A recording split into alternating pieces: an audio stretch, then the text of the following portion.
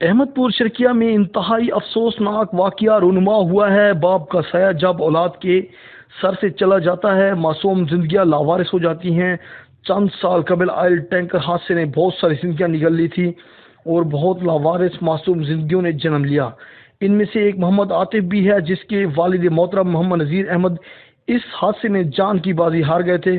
قیامت کا سماں ہے۔ ساجد نامی حجام نے اپنے دوست عباس کے ساتھ مل کر عاطف کو بوتل میں نشہ ملا کر دیا اور 2 جولائی کی رات کو بے ہوشی کی حالت میں زنا حرام کرتے رہے۔ جب دن ہوا تو مدہوشی کی حالت میں 14 سالہ عاطف اپنے گھر پہنچا تو گھر والوں نے اس کی حالت دیکھ کر اس سے رات بھر غائب ہونے کی وجہ دریافت کی تو تمام حقائق کے بعد پولیس تھانہ ڈیرہ نواب کو 15 کال کی تو پولیس موقع پر پہنچ گئی اور کارروائی شروع کر دی۔ متاثرہ خاندان نے الزام عائد کیا ہے ملزمان بااثر ہیں، اسی وجہ سے FIR درج نہیں کی گئی۔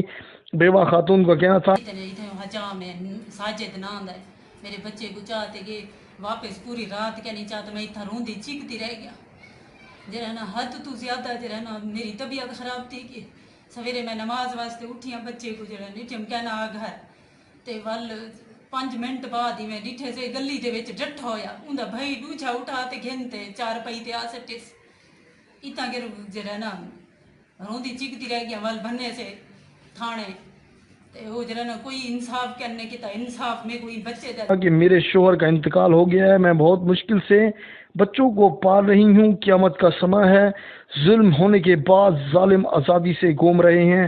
متاثرہ خاندان نے DPO بھاولپور سے انصاف کی اپیل کی ہے۔ کیمرہ ٹیم کے ساتھ وکاس بلوچ، آپ تک نیوز، احمد پور شرکیہ۔